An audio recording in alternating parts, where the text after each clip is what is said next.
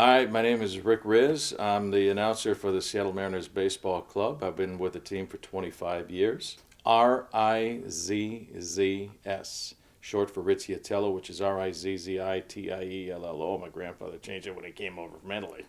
Yeah, my dad worked in a factory all his life, but he was always into sports. He was the sports director of our local little paper on the south side of Chicago, and he wrote all the games for our little league, and his goal was to get as many kids' names in the paper as he could, so other parents would buy the papers and everything, give everybody nicknames. Yeah, I wanted to be a broadcaster ever since I was a kid, actually 12 years old. I wrote Jack Brickhouse a letter. I grew up on the south side of Chicago, so I was a big White Sox fan and a Cubs fan.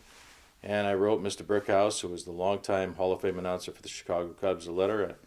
I said, I want to be a major league broadcaster just like you. How do I do it? And he wrote me back this letter, what you would write a 12-year-old kid: work hard, go to school, get a good education, and all that. So that's what I did.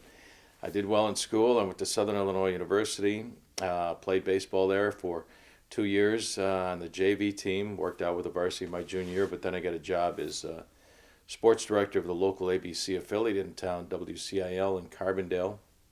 And then after I graduated, I got a job in the minor leagues right away, broadcasting in Alexandria, Louisiana back in 1975 with the Padres AA Farm Club in the Texas League. Then we moved the franchise to Amarillo, Texas. We were there for 2 years.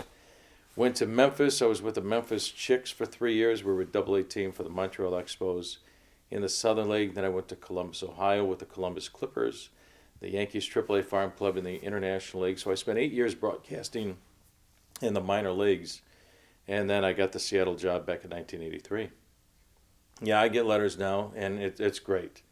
And I tell them the same thing. I try to call them if I can, find out through directory assistance if I could speak with them and talk to them on the phone, or I write them and tell them basically the same thing. Follow your dream. If you love the game, give it your best shot and work hard at it. Nobody's going to give you anything, but if you pay your dues and if you really want to do it, you can do it. If I could do it, you can do it too. I think what I got from my mom and dad was a work ethic. I mean, my folks worked really, really hard.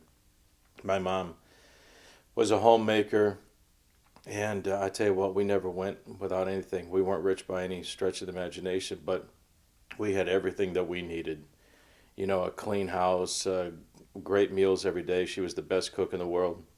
She was the hardest worker. She was a great mom. And my dad was a great provider, worked in a factory for 40 years. But we had what we needed. We had each other. We had a lot of love in our family. And they both taught me that, if you want something badly enough, you have to go out there and work for it. You got to pay your dues. And I gave myself a lot of time to get to the big leagues. I gave myself 10 years, and I made it in 8 years. And I think that work ethic came from watching my mom and dad, how hard that they worked, how proud that my father was when the day we went to Tallman Federal Savings and Loan and we paid off our $18,000 house that he purchased back in 1958 on the south side of Chicago, and how proud he was. And I remember that to this day. I remember that. Oh, the birth of my son has to be up there. My son is 30 years old now. His name is Nick. And I'll never forget when he was born on February the 12th, 1980. I was in the minor leagues in Memphis, Tennessee, and racing home to get my wife and racing to the hospital. She was in labor all day, and finally Nick was born about 10:30 that night, and called up my mom and dad in Chicago and my brother, and just crying like a baby on the phone. And I was a father. It was the greatest feeling in the world. I'm making $1,000 a month in Memphis, Tennessee, in the minor leagues. Go, wow, my world. What am I going to do? And I figured I've got to work hard. I've got to work harder now. I got to reach my goal. And a few years later, I reached my goal. Then after that, it was when my son and his girlfriend blessed me with not one but two grandkids. I have a 4-year-old Jackson and a 2-year-old Braden, and they are the joy. They are the joy of my life right now. So those are the really proud moments. And also, getting to the big leagues, because you never know for sure in your mind or in the back of your mind if you're going to make it. I spent 8 years in the minor leagues riding buses for 3 hours, 8 hours, 18 hours to different cities around the Southern League, around the Texas League, making $500 a month, making $1,000 a month, and now I'm married and got a kid. And there's always that doubt, but you just keep plugging away. But then when I went down to Southern California, met with Mr. Argyris, George Argyris, who was the owner of the Mariners back in January of 1983. We visited for about an hour in his office, and he reached across his table. He says, "Welcome aboard." And he says, "We want you to be our guy." And I went, "Wow, finally." So that was one of the proudest moments of my life, because all that hard work, finally paid off. Riding those buses, being the traveling secretary, being a clubhouse guy, washing uniforms, and then, oh, by the way, broadcasting baseball games, every night for 140 games during the minor league season. So that was a real proud moment. We're flying in from Southern California, and I just remember how beautiful it was. And I just couldn't stop smiling. I'm looking out of the airplane and just seeing all this water, Puget Sound, the lakes and the trees, and the mountains, the snow-capped mountains of the Olympics out west and the Cascades out east. And I'm going, wow, this place is absolutely beautiful. This is going to be my home. I didn't know if it was going to be for one season or half a year, or two. But that was 28 years ago, and I remember how beautiful it was, and I continue to look out my window, and I'm still amazed about the beauty of the Pacific Northwest. I'm so fortunate to live here, and I'm going to stay here for the rest of my life. There's no doubt about it. And ever since I was a kid, I always liked talking. I love baseball, so I put the two together, and I became a broadcaster. It kind of worked out. It was a great marriage. But yeah, I always liked to be the guy that, held everybody together. I love talking and sharing experiences. That's what stories are all about. It's experiences that you've had or that somebody else related to you.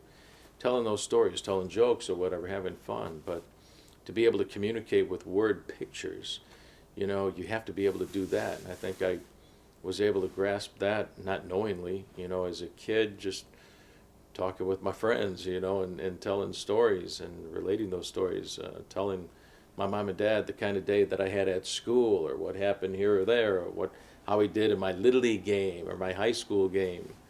But you have to be a storyteller, and you have to know how to weave that in during the course of the ball game, because the ball game is the most important thing. That's what people tune in for. That's what they turn on the TV set for, is to watch the ball game. But you have to tell stories. Baseball is perfect because you have those down times between pitches and pitching changes, or just lulls in the action, where you have the chance to weave in your experiences or something about the history of the game, because we're in the entertainment business.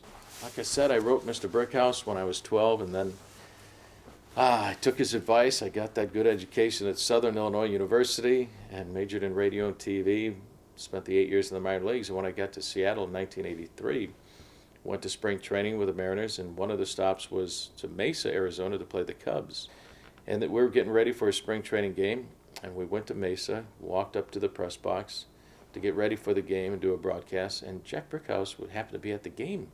He was there in Arizona with his wife, and I saw him in the stands, and he walked his way up to the press box. I said, wow, there's my hero. That's the guy I wrote when I was a kid, when I was 12 years old.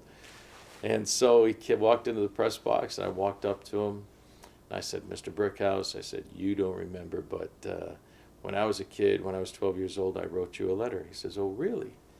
He says, what are you doing here? I said, well, because of you.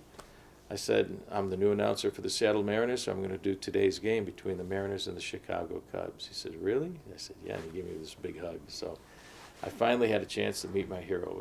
It was really a great feeling, because that was the guy that, got me interested in what I've been doing now for the last 36 years, 28 years in the big leagues. It was nice.